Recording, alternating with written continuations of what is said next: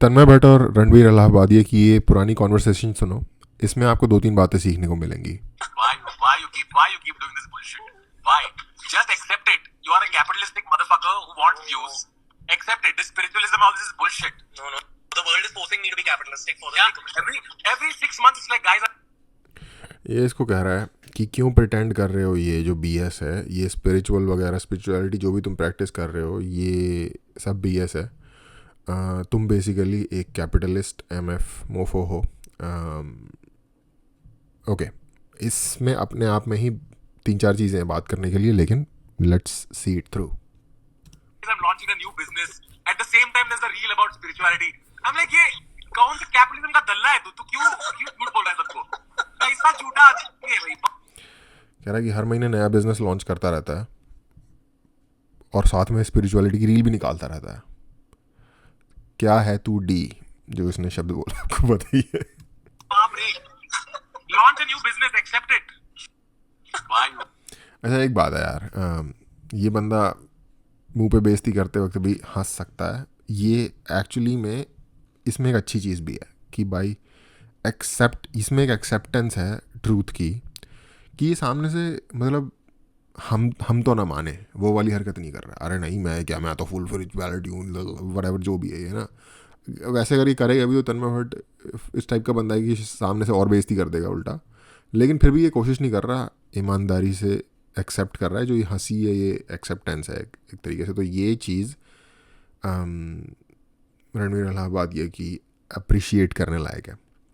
अच्छा, जो पहली चीज़ ये है कि जो मेरा क्रिटिसिज्म होता है ना रणवीर अलाहाबादिया के बारे में, वो इसमें पूरा आई गेस ये लोग भी फुली अवेयर हैं इस चीज़ से कि कोई स्पिरिचुअलिटी घंटा इसको कुछ समझ में नहीं आता. इसको लगता है कि जो चीज़ मेन चल रही है अभी, मैं कहाँ से क्या टीप लूँ. कुंजी गाइड होती थी ना स्कूल में, जिसमें से आंसर ढूंढ लेते थे लोग. जो चल रहा है वो मैं टीप लेता हूँ. और अगेन इस वक्त ये बात कहने में मुझे बहुत अच्छा नहीं लग रहा, क्योंकि इसका वैसे ही सही टाइम नहीं चल रहा. तो I am feeling bad saying this. Otherwise पहले मुझे कोई दुख नहीं होता था. तो अभी तो आई गेस भाई को सपोर्ट की ज़रूरत है. तो जो भी भाई जो ऑनलाइन फ्लैक पड़ा है, ये बोल जो इन्होंने जोक मारा था उसकी वजह से, उसको छोड़ के जो भी सरकार के लेवल पे या सिस्टम के लेवल पे जो कुछ हो रहा है, वो सारा I don't agree with that. ये सब कुछ नहीं होना चाहिए. किसी भी तरीके का फिजिकल हार्म, किसी भी तरीके का फाइनेंशियल हार्म, किसी भी तरीके फाइनेंशियल हार्म तो चलो हो जाएगा, अगर कोई लोग अनसब्सक्राइब करते हैं वो भी एक फाइनेंशियल हार्म है. बट किसी भी तरीके का फिजिकल हार्म, किसी भी तरीके का साइकोलॉजिकल की इस सेंस में कि लाइक कोई केस चल रहा है या कुछ चल रहा है लीगल वगैरह, इस तरीके का कुछ नहीं होना चाहिए. ये मेरा ओपिनियन है. ओके, तो पहली बात तो ये कि भाई इसको भी पता है वो बात कि कुछ नहीं है ऐसा, ये एक सब एक प्रिटेंस है. ठीक है, ये कोई अगर मैं ऐसा बोलता हूँ तो अगर उसमें ये लगता है कि यार ये बंदा इसको क्रिटिसाइज़ कर रहा है, वट इसका कोई हिडन मोटिव होगा या नहीं, भाई ये बहुत अपेरेंट चीज़ है. ये लोग खुद भी अवेयर हैं इस चीज़ से. इसका शायद अच्छा दोस्त है तन्मय, ये इसको मुंह पे कह रहा है, तो यानी कि इसको पता है ये बात. और इसको खुद ही को पता होगी. जब खुद बंदा फेक कर रहा होता है तो वो तो सबसे पहले तो खुद को ही पता होती है ना वो चीज़. दूसरी चीज़ कि जिस चीज़ ने मुझे मजबूर किया कि इस क्लिप के ऊपर बात क्यों करनी चाहिए, जो कि हमारी कंट्री का एक, या हम जस्ट हमारी कंट्री का नहीं, बहुत सारी जगहों पे यंग जनरेशन की एक प्रॉब्लम है. कैपिटलिज्म को लोग एक बड़े नेगेटिव वे में देखते हैं. और मुझे थोड़ी सी हैरानी होती है हिंदू मेजॉरिटी कंट्री होने की वजह से. इंडिया में भी अगर ये सोचा है तो ये हैरानी की वजह है. उसका रीज़न ये है कि हिंदुज़म में बिजनेस करने को, कैपिटल अक्वायर करने को, कैपिटल इन्वेस्ट करने को, प्रॉफिट मेकिंग को नेगेटिव नहीं माना जाता. हिंदू या सनातन जो सिस्टम है उसमें आपकी लाइफ डिफरेंट चैप्टर्स में होती है, बेसिकली डिफरेंट सेक्शंस में होती है. आप स्टूडेंट होते हो, आप दाम्पत्य कहते हैं उसे, इंग्लिश में क्या कहेंगे उसे, मतलब फैमिली मैन होते हो. उसके बाद फिर आपका एक पेरेंट्स वाला फेज़ आता है आई थिंक. और उसके बाद फिर आपका मतलब वानप्रस्थ होता है, जिसमें कि आप छोड़ देते हो सब कुछ और फिर आप मतलब मोक्ष की प्राप्ति के लिए लाइक ईश्वर को याद करते हो. तो हमारा जो सिस्टम है वो इस तरीके से डिवाइडेड है. इसमें वो वाले सेक्शंस जिसमें आपको पैसे बनाने हैं, अपनी फैमिली को मेंटेन करना है, उसमें आपके लिए, अगर आप सन्यासी नहीं है तो आपके लिए फुली अलाउड है. In fact it is incumbent upon you to make money, to make profit. As long as आप किसी को ड्रग्स नहीं बेच रहे, आप किसी कुछ भी ऐसा काम नहीं कर रहे जिससे कि दूसरे लोगों को हानि पहुंच रही है, नुकसान हो रहा है, दुख पहुंच रहा है, ज़िंदगी ख़राब हो रही है उनकी, it is perfectly fine to do any kind of business and make money out of it. क्योंकि जब आप एक बिज़नेस करते हो तो एक तरीके से आप ह्यूमैनिटी का भला ही कर रहे होते हो.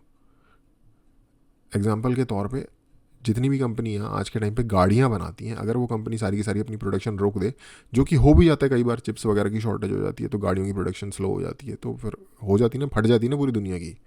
गाड़ी लेने के लिए लाइनें लग जाती हैं, वेटिंग आ जाती है 3-6 महीने की. तो यानी कि भला कर रहे हैं ना वो जनता को जो ज़रूरत है उसको पूरा कर रहे हैं. सारे बिजनेस इसी प्रिंसिपल पे बेस करते हैं. बेसिकली वो एक सर्विस प्रोवाइड करते हैं जिससे लोगों की भलाई होती है, इसीलिए लोग पैसे दे के खरीदते हैं उन चीज़ों को. तो इससे ये पता चलता है कि जो ये नेगेटिव सोच है कि कैपिटलिज्म का धल्ला है तू, या ये है, या जो भी है, राइट, इसके पीछे एक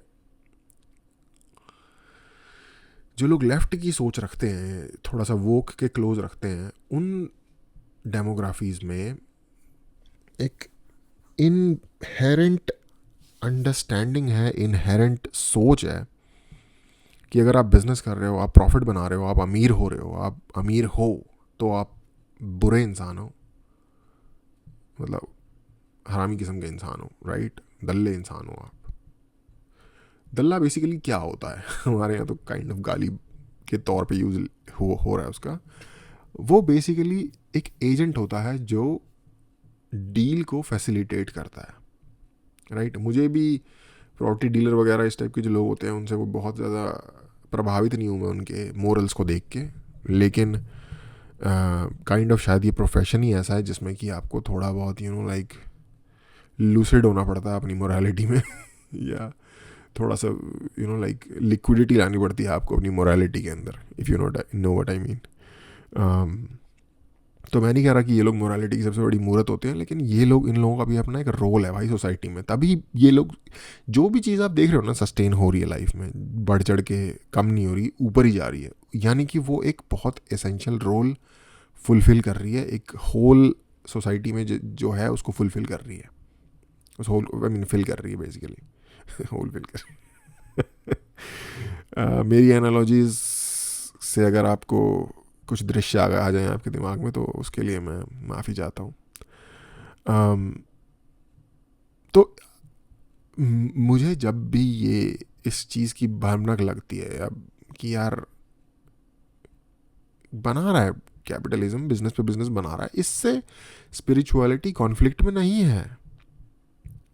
प्रॉफिट बनाने से, बिजनेस बनाने से, बिजनेस बिल्ड करने से, कंपनीज खोलने से स्पिरिचुअलिटी किसी भी तरीके के कॉन्फ्लिक्ट में नहीं है. इनफैक्ट मैं तो कहता हूँ स्पिरिचुअल इंसान को ही बिजनेसेस खोलने चाहिए ताकि वो अच्छा प्रोडक्ट बनाए और जनता की भलाई हो उससे.